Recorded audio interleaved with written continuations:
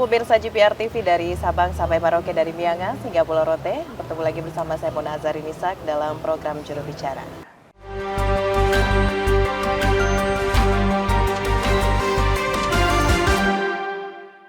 Ya pemirsa, tak terasa hitungan hari kita akan melaksanakan KTT ke-43 ASEAN di Indonesia. Dan tentunya kali ini pemerintah terus berpacu mempersiapkan berbagai fasilitas dan juga kemudahan untuk jurnalis dalam hal ini pemirsa untuk bisa membuat berita yang tentunya bisa menginformasikan pada masyarakat terkait dengan pelaksanaan KTT ASEAN kali ini.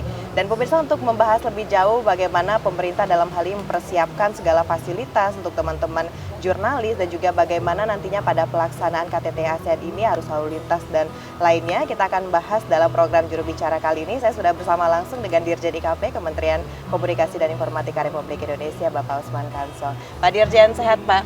Sehat, Mona. Baik.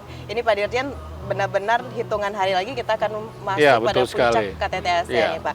Yang ingin kita bahas kali ini Pak Dirjen mengenai persiapan dari pemerintah, dalam hal ini Kementerian Komunikasi dan Informatika dalam memberikan pelayanan kepada jurnalis nanti yang akan meliput pelaksanaan KTT ASEAN 2023 ini seperti apa Pak Dirjen? Iya, kita memang dalam setiap penyelenggaraan event internasional seperti KTT ke-43 ASEAN di Jakarta, kemudian KTT ASEAN ke-42 di Labuan Bajo, dan sebelumnya KTT G20 di Bali tahun lalu, kita senantiasa memfasilitasi media, wartawan, jurnalis, baik dalam maupun luar negeri, dalam meliput perhelatan internasional tersebut, termasuk di KTT ke-43 ASEAN.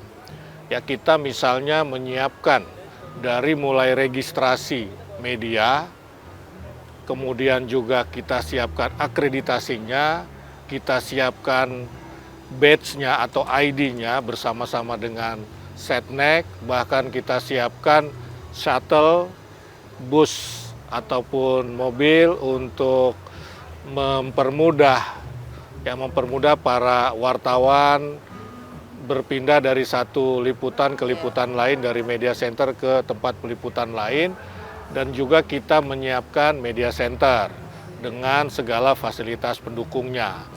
Intinya kita ingin memudahkan dan menyamankan teman-teman jurnalis, teman-teman wartawan, teman-teman media dalam meliput kegiatan KTT ke-43 ASEAN.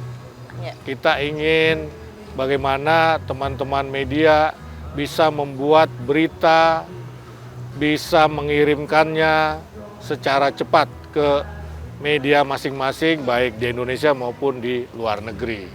Ya, kita memproyeksikan 2.000-an wartawan yang akan meliput KTT.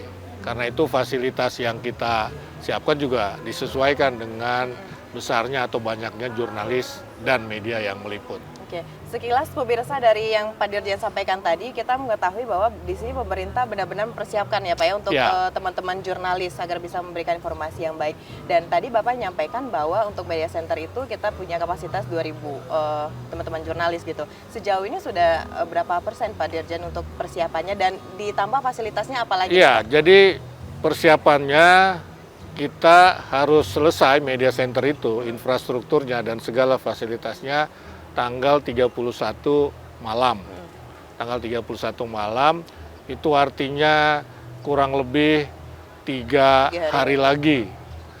Kenapa tanggal 31 malam? Karena memang ya harus siap H-2 sebelum pembukaan atau dibukanya atau beroperasinya media center. Media center ini beroperasi tanggal 2 sampai tanggal 8.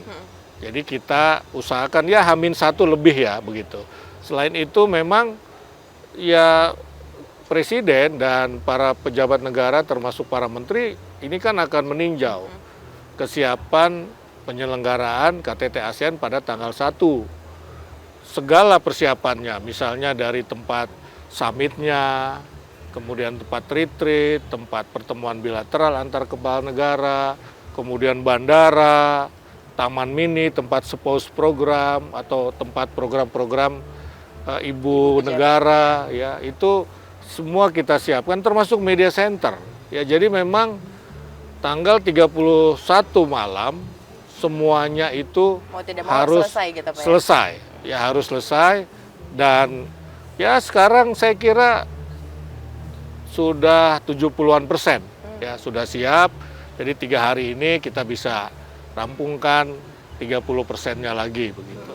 Baik, sudah sejauh itu persiapannya Ya. dan di media Ya, sosial. ya fasilitasnya tadi Nah, ya ini Pak, di ditanya media fasilitasnya. sosial. Ya, Heeh. fasilitasnya tadi apa saja di dalam situ ada di media center ada working space, kemudian ada dining room, tempat teman-teman media untuk makan, makan pagi, makan siang, makan malam, kemudian juga ada press conference room, jadi ruang untuk press conference. Ada juga foyer. Di foyer itu nanti ada media-media booth yang kita peruntukkan untuk media, terutama televisi ini yang membutuhkan. Dan fasilitas lainnya termasuk untuk relaksasi, kita siapkan kursi massage misalnya, begitu supaya teman-teman bisa ya mungkin kelelahan seharian meliput, bisa bersantai, bisa relaksasi di situ begitu.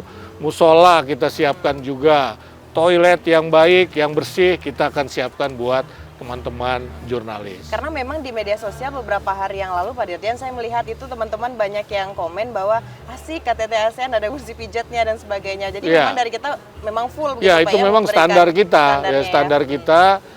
kita mulai menyediakan fasilitas relaksasi itu ya hampir di setiap perhelatan internasional. Di KTT G20 pun kita siapkan begitu, dan ini nanti di KTT ke-43 ASEAN kita siapkan juga. Siap.